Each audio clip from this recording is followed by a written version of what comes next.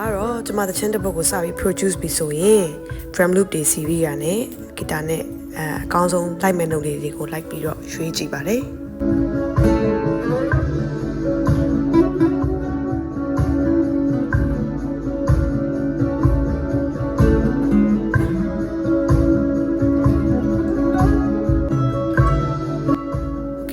ရွေးပါတယ်စိတ်တိုင်းမကြသေးပါဘူးဟိုတီ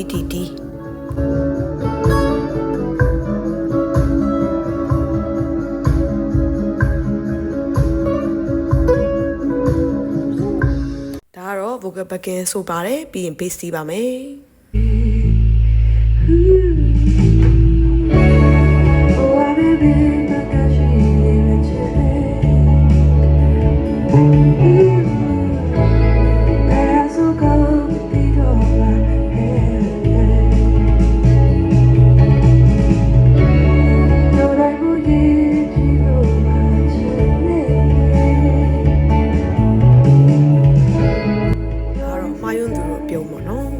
အင်ဂျီလဲထားလို့ထင်မလွဲပါနဲ့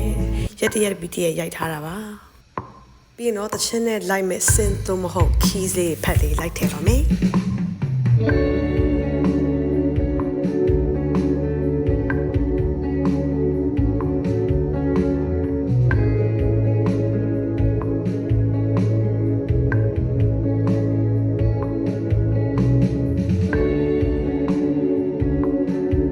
တချင်းနဲ့လိုက်မဲ့ဖက်ခါလာရွေးတယ်ကော်ဖီတောက်လိုက်တယ်ပြီးတော့သူတွေ့သွားပါပြီ